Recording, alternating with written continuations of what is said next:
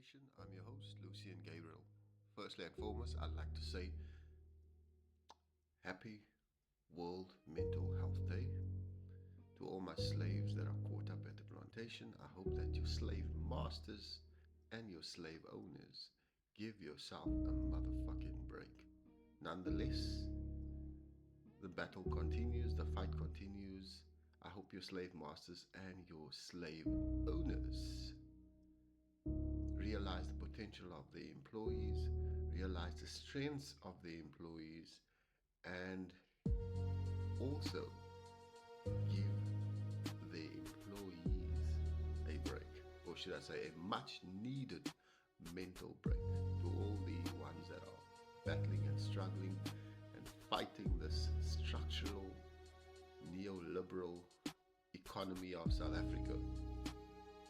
Let's not stop that fight. Let's give ourselves a break and let's continue the fight.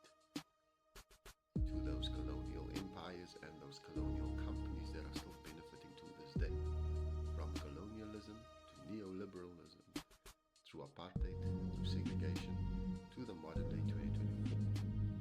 May we not lose our consciousness. May we not lose who we are. May we not lose our worth. And may we not forget ourselves as a people. That is my contribution and my suggestion to everyone. Have a great, happy mental health day, and may your mental health be prioritized by those colonial and slave masters and slave owners that we are caught up working for. This brings me to this afternoon's peculiar topic about sexual offenses. Well, let's just try and look up the exact definition, because not too long ago I followed up on a story. One of South Africa's, I would say, prominent media figures was embroiled in a sexual offenses situation. So I watched the podcast and I listened to the reasoning by the gentleman. I won't mention his name, but if you Google him on YouTube, you can figure out who we're talking about. A lot of South Africans must be aware of this, and a large portion of people probably are following the story more in depth other than myself. But let facts speak for facts. The gentleman went on a podcast and spoke about the account of events that took place between himself and this person. Now, if we listen to the podcast and we understand what transpired, then we would form an opinion based upon the events and what had happened versus what has now allegedly taken place after those events have happened.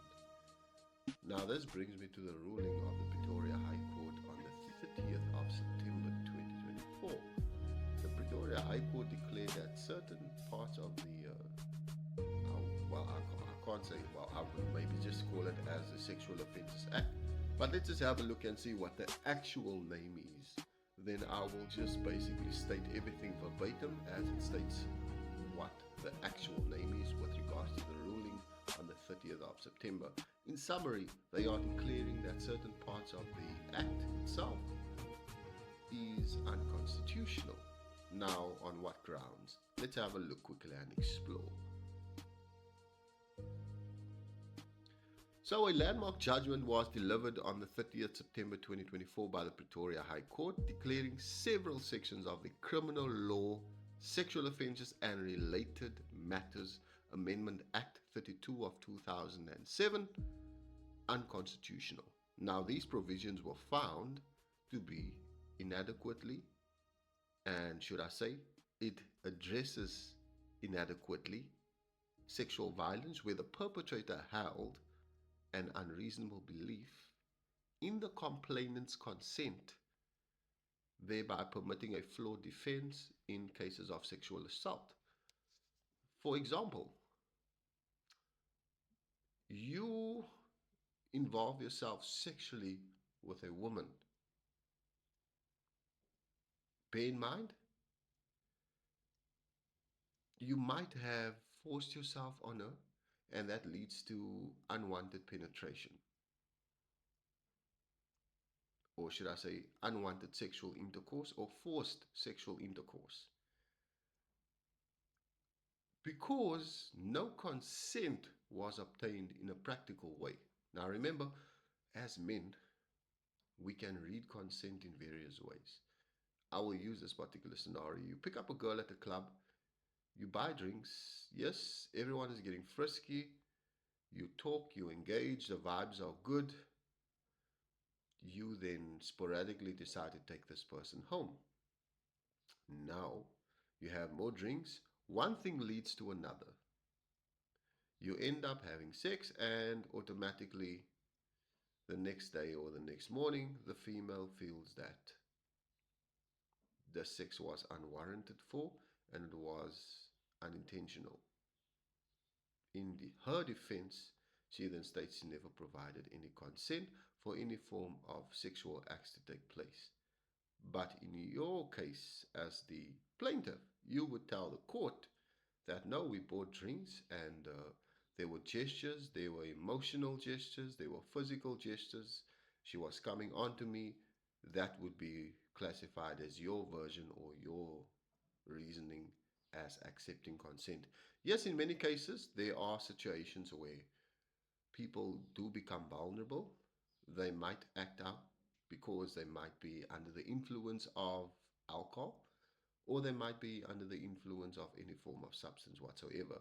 That does not permit any man to take advantage of a person, whether that person is non responsive, whether that person is emotional, whether that person is not in a conscious state of mind, whether that person is under duress, whether that person is being pressured under any given circumstance whereby a woman's sexual right is violated in any form whatsoever as per this particular act, automatically the woman has the opportunity to make a case of sexual violence against the perpetrator, even though in his reasoning and version of what had happened and the manner in which consent was interpreted, that gives man no right to sexually violate a woman in any form or way whatsoever. It doesn't matter the environment, and neither does it matter the state of consciousness at the time.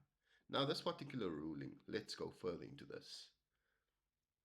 Because of this particular consent, this is the reason why this landmark ruling was handed down on the 30th of September. Now it's currently going up for public participation and allowing any comments to be added before the particular amendment gets passed into law and the bill gets changed. Now, according to lawyers for human rights, this is what they've stated for that matter, and this is their particular stance with regards to this ruling. The ruling represents a pivotal shift in our South African courts view consent, particularly in cases of where survivors exhibit passive or involuntary responses to trauma, such as tonic immobility. The judgment acknowledges the complex psychological factors that may prevent survivors from clearly communicating non consent, either verbally or behaviorally, thus rendering the mistaken belief defense unattainable in such circumstances. This breakthrough addresses a critical gap in the legal framework, ensuring that consent must be objectively reasonable. Now, that takes me back to my discussion.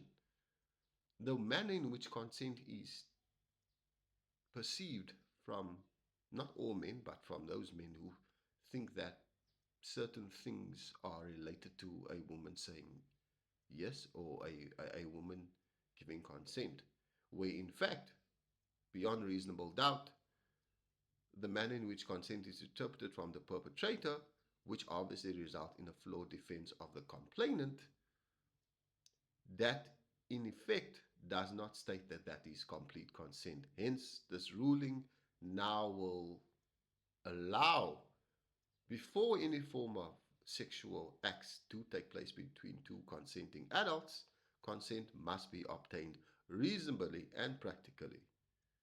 So whether you in a different environment, a social setting, whether the person you're approaching is under the influence of alcohol and they're not in their complete consciousness state of mind, you cannot determine that as a means of consent, even if the person is just coming on to you in a physical manner.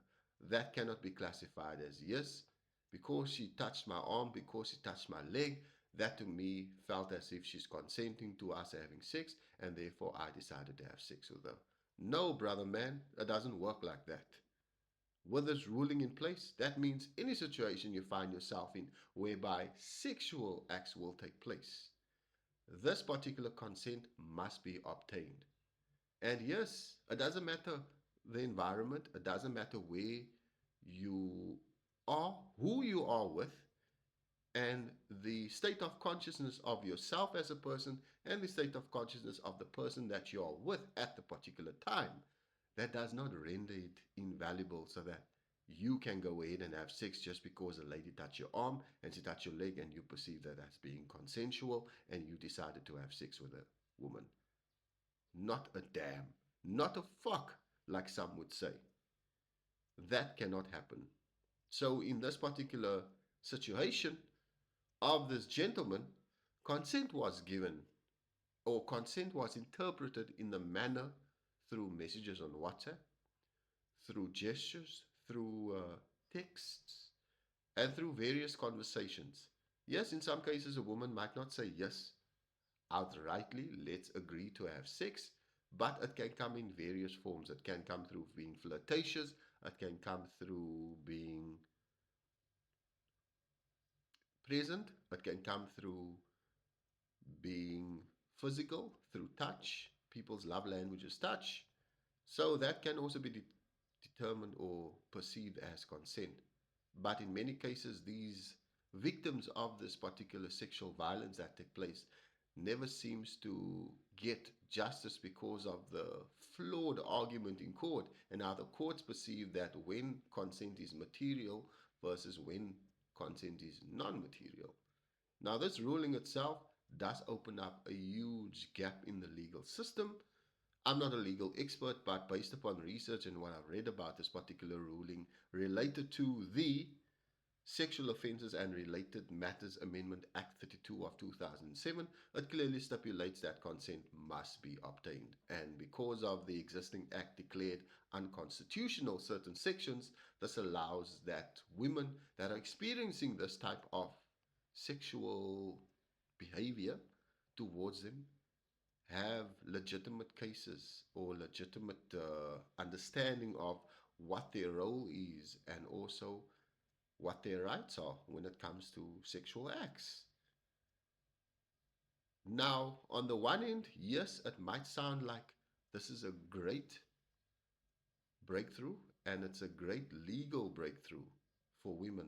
On the flip side, we don't want to see women using this opportunity as a means or a tool to get at certain, or should I say, specific men. Because remember, man and a woman can meet. Some women meet men for commercial reasons. Some women are just pure open and they are transparent about what their intent is. But now, when it comes to sex, it's a very tough situation. So, when you meet a woman that has commercial interest in what you are doing and would like to advance a career, now you decide to sleep with a woman, and then in return, she then says you violated her sexually because she never gave you consent that you should be having sex with her in the first place. And in return, she files allegations against you stating that you have sexually violated her and consent was not obtained. And therefore, this could legitimately turn into a genuine case of sexual violence and it could become a very serious matter. Now, women should not be falsely accusing men also. If they cannot gain anything from that man, they would then say in their defense, in return, no, consent was never given. He therefore slept with me and he therefore raped me, and I feel violated. And guess what? Your reputation as a man is destroyed. Your credibility as a man is destroyed. And on top of that, society sometimes can be either objective or they can be subjective or biased. You choose. Now, with the high rate of gender based violence in South Africa, We all know where that is going. Yes, in some instances, there were false accusations being made against decent men, and they have suffered, they have ruined. Then there are men who commit these acts, and women do speak out on these various platforms, various organizations. Women have been talking for ages about men and their conduct towards behavior. And as a man, that is unacceptable from men towards women. And I don't blame women for speaking out constantly, constantly addressing the social issue amongst gender based violence and also the way we conduct ourselves towards women. I don't blame women. I sympathize with the victims suffering from sexual violence. I sympathize with the victims suffering from rape. I sympathize with the victims, the females that were coerced into some form of unwanted sexual behavior and unwanted sexual acts. I sympathize with these people. What I'm not going to sympathize is with the people, or should I say, men in particular, that condone this type of behavior, men that basically put their ego before their conscience. I'm not going to sympathize with them. That is just my stance. You cannot tell me that it justifies you to behave in that manner just because you're a man. Where is this respect?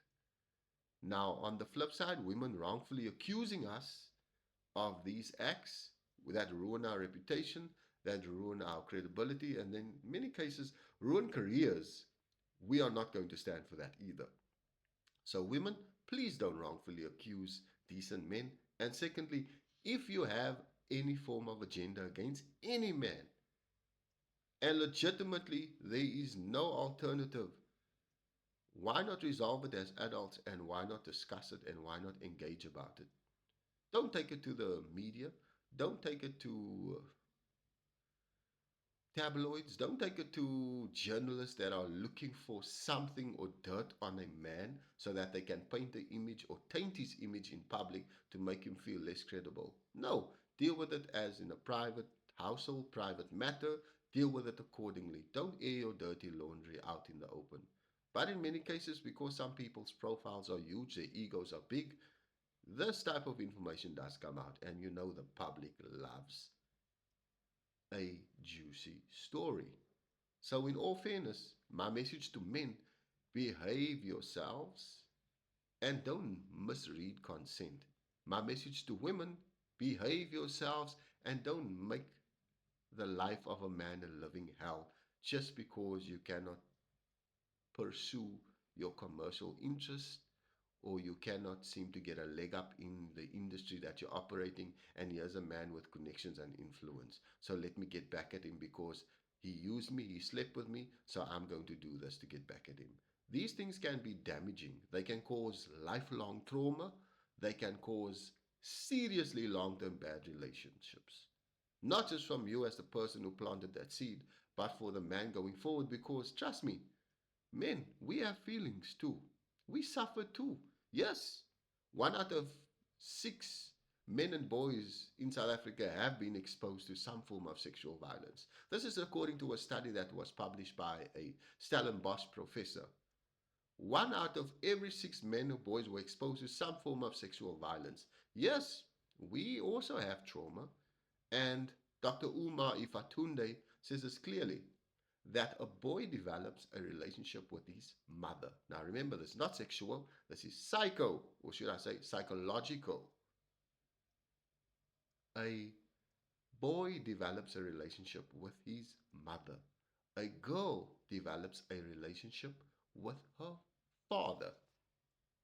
Now, you cannot have two traumatic people trying to put together a relationship because traumatic man cannot be with traumatic woman and hope that both these traumatic people will create a pleasant relationship. That is remotely impossible. In many cases of this gender based violence and also these unique sexual acts that these heinous men perform, sometimes it's also coming from a position of trauma because they are unhealed trauma that was not dealt with accordingly. That is the root cause of many of these strange actions of men and women alike. It is trauma. I wouldn't necessarily wake up one morning and tell myself, oh, today I'm going to fuck the shit out of this woman without her consent. No! Why the hell would I want to do that?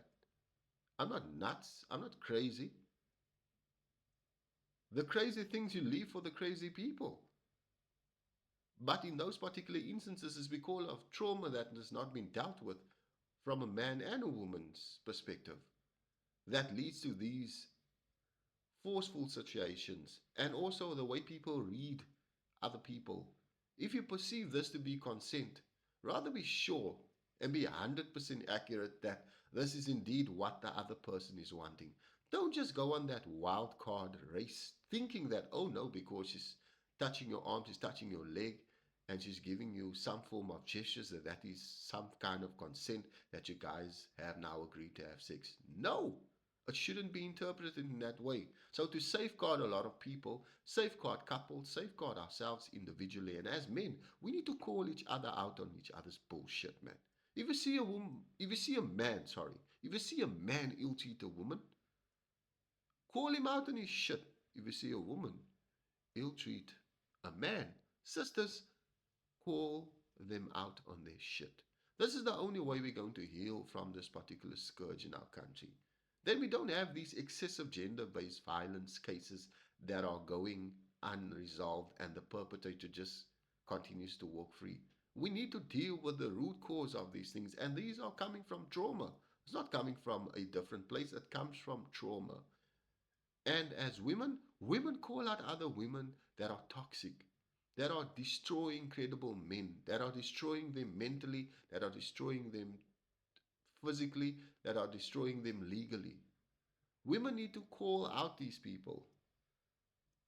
It's not a mere sake of men doing these heinous acts, and we must read all over social media about how bad this man is, how abusive he is, etc., etc. We as men, we need to take the same level of enthusiasm that women have been doing for years, talking to us men about our behavior, our abusiveness, our sexual choices, our sexual behavior, our sexual dominance, our sexual authority.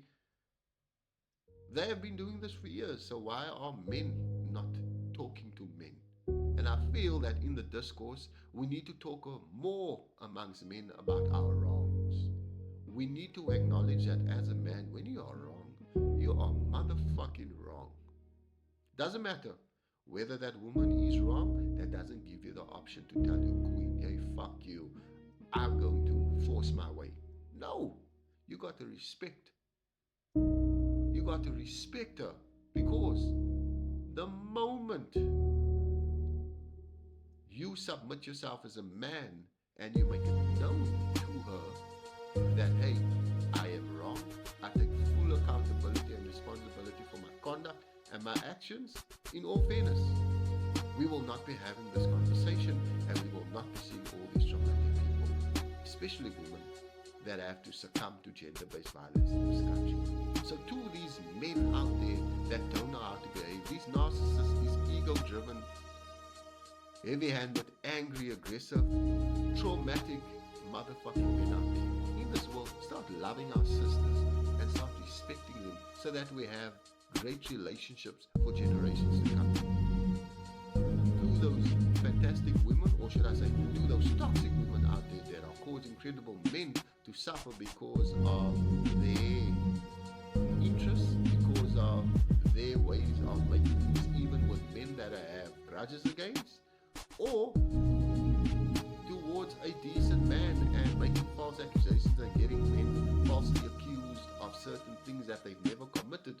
Ladies, please step away from that. Please, I'm begging you, just step away from that. Don't do that to a decent man, because in the end, we also have trauma. We suffer mentally too as men. I'm not justifying no man's actions towards a woman. When you physically beat her, that's unacceptable. When you sexually beat her, that's unacceptable. Under all circumstances, is that unacceptable? We need to be real with ourselves, men and women. We need to come together and tell ourselves, look, enough is enough, man. Enough is enough. Let's not create a system of hierarchy whereby one victim is prioritized over the other. We too are We too suffer sexual violence. We too suffer these sexual acts, whether this come from fathers, whether this come from uncles, whether this come from mothers, whether this come from grandmothers, whether this come from sisters. We also get raped. And we also have trauma, and we also suffer these things. Let's not prioritize the one over the other.